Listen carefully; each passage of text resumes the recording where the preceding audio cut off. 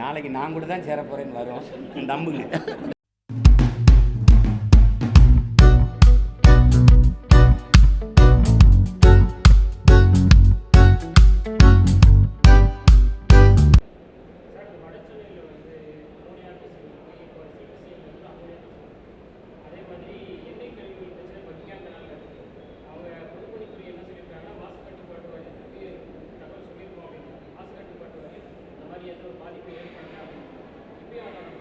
அதான் மாசு கட்டுப்பாட்டு வாரியத்தில் இருக்க மாசம் முதல்ல தொடங்கணும். அதுதான் அங்கே இருக்கிற சிக்கல். சுற்றுச்சூழல்னு ஒன்று இருக்கும், சூழியல் பாசறைன்னு ஒன்று இருக்கும். அதை எதை பற்றியும் கொல்லப்படாது. அதுக்கு அது சொல்லும் 2 மணி நேரம் தான் பட்டாசு வெடிக்கணும், அது சூழியலுக்கு கேடு, காற்று நஞ்சாக்குதுன்னு. அணு உலை பாதுகாப்புன்னு அதையே சொல்லும். ஸ்டெர்லைட்லாம் பாதுகாப்பானதுன்னு அதையும் சொல்லும். அது மாதிரி தான் இது கொடுமை. இது மாசு கட்டுப்பாட்டு வாரியம் எங்கே இருக்குது?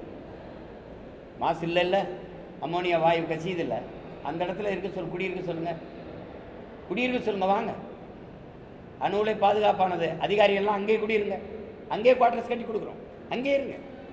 நியூட்ரின் ஆய்வு பாதுகாப்பானது, அதிகாரிகள்லாம் அங்கேயே குடியிருங்க. உங்களை வேணான்னு சொல்லல, நான் நம்புகிறேன் பாதுகாப்பானதுன்னு. சாபவன் யாராக இருந்தால் அடுத்தவனாக இருந்தால் சகித்துக்கலாம். தலைவலியும் காய்ச்சலும் தனக்கு வரும்போது தான் தம்பி தெரியும், அது அடுத்தவனுக்குன்னா அது பிரச்சனை கிடையாது. அது மாதிரி தான் இது.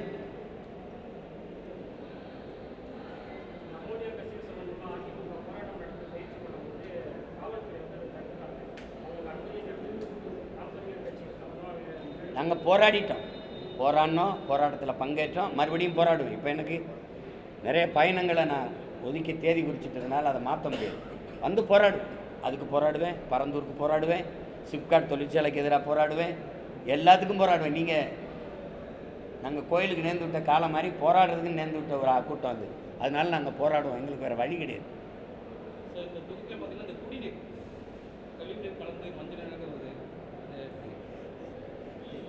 இந்த தொகுதி சட்டமன்ற உறுப்பினர்கிட்ட கேட்க வேண்டியதை, இந்த தொகுதி பாராளுமன்ற உறுப்பினர்கிட்ட கேட்க வேண்டியதை, நாட்டின் முதலமைச்சர்கிட்ட கேட்க வேண்டியதை, உங்கள் கூட நிற்கிற ஒருத்தனை உட்கார வச்சுங்க, இது என்ன தண்ணீர் இப்படி வருதுன்னாலே நான் கத்துறேன், நானும் கத்துறேன். அம்மோனியா வாயு கசிது, காற்று மாசுபடுது, எண்ணெயை கொட்டி கடல் எல்லாம் நஞ்சாகுது, கத்துறேன் நான். யாருக்கு அதில் விழுது? இவ்வளோ பிரச்சனைகளை சொல்கிறீங்கள, இவ்வளோ பிரச்சனை கிடைக்கல வாழுகிற என் மக்கள் யாருக்கு வாக்கு செலுத்தினாங்க? யார் துன்பத்தை தந்தானோ, யார் இவ்வளவு துயரத்தை தந்தானோ, யார் இந்த நச்ச அலைகள்லாம் இந்த நிலத்துக்கு கொண்டு வந்தாங்களோ அவங்களுக்கு தான் வாக்கு செலுத்தி மறுபடியும் அதிகாரத்தை கொடுக்குறோம். அப்போ அதனால் அந்த அதிகாரம் மக்களினுடைய பிரச்சனை கவனிக்கலை. அப்போ ஒரு காலம் என்ன வரணும், மக்களின் பிரச்சனைகளை அரசு கையில் எடுக்காத போது அதிகாரத்தை மக்கள் கையில் எடுக்கணும். அப்போ மக்களுக்கான அதிகாரம் வரணும். இங்கே அப்படி இல்லை, கட்சி அரசியல், தேர்தல் அரசியல் தான், மக்கள் அரசியல் கிடையாது.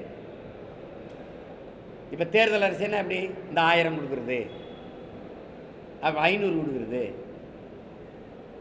இங்கே சேவை அரசியலோ செயல் அரசியலோ கிடையாது, வெறும் செய்தி அரசியல் தான்.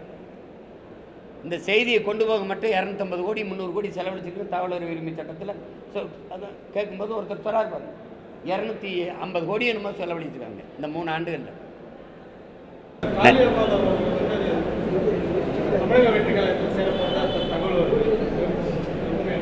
நாளைக்கு நான் கூட தான் சேர போகிறேன்னு வரும், நம்புங்க.